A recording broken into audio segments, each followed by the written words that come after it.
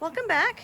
This video is going to talk about the things that I love about this car. These are not things about the engine or performance or anything like that. These are mostly convenience items, and they're little nitpicky things. This car has a really good turning radius. In our town, we have to do a lot of U-turns, and this car can take them tighter than my last car. At least that's my perception. The infotainment screen is very responsive. The last one I had, any button that I did on here, I almost always had to push it twice. This one is very, very responsive. I mean, it's just very quick. It does what I tell it to do when I tell it to do it.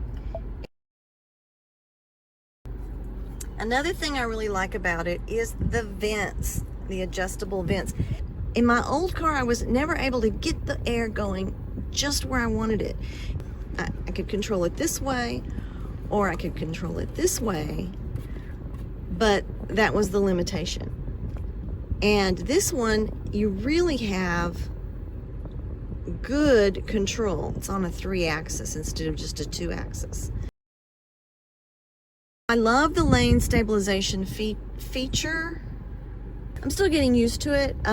Occasionally it, nudges me back where I'm supposed to be.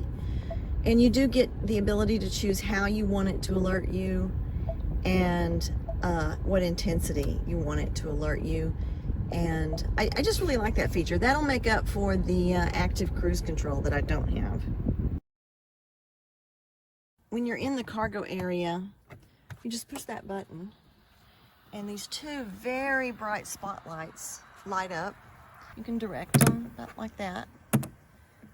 And there were times I was, loading and unloading at night in my other car, and I literally couldn't see what I was doing because it did not have good cargo space lighting. So I like that about this one.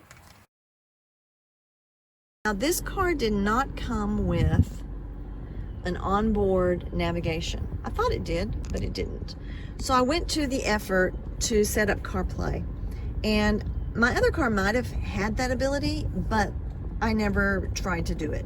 This one, I did. And so by integrating my phone into the Carplay system, now I've got the maps I need. And they're the same ones I've been using on my phone, which I preferred to my onboard navigation in my old car. And so now, that just solved all the problems out. So I really like, I guess what I'm saying is I really like Carplay, but I don't know that I didn't have it before. I do have it now, and I'm really, really enjoying it. And it has a very good, like Siri response. I can just hit this button once, say something like call, and a person's name, and it will do it. And it's so, I can listen to messages, I can respond to messages.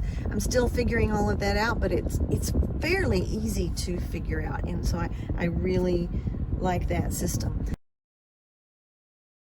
There's two features of the gas tank that I really like. The first is you just do this to open it. My old car, I had to pull a knob in the car to unlock that. The main feature is the fact that there is no twist-off gas cap.